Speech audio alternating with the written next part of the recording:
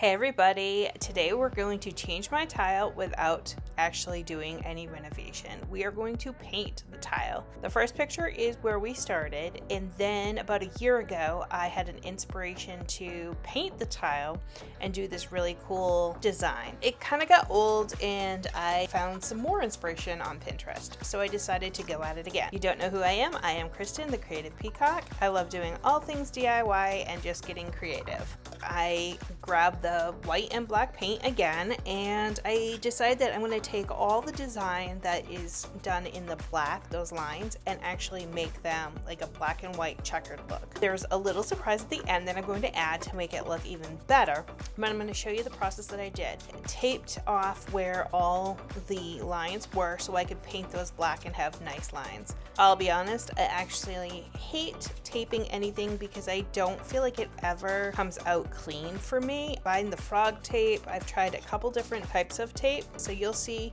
I go in and I decide not to do that after a while.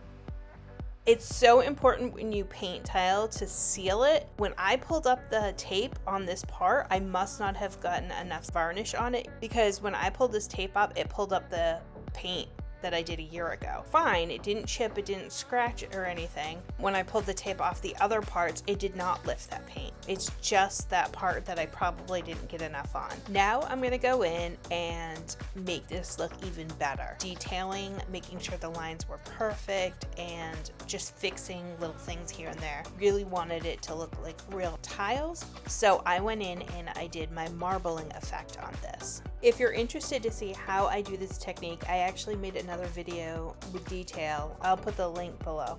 And now we're on to the final step, which is the polyacrylic, and this is what seals it and protects that painted tile. I go in first with a paintbrush and then I roll it because I like to make sure that there's no bubbles or that there's no puddling, especially where there's like grout lines. I want to make sure it's all up through there. I did 4 coats with this process. There's going to be one place that's going to really have a lot of wear, and that's right to the toilet and then in front of the sink. So I just want to make sure that nothing scuffs this or scratches the surface.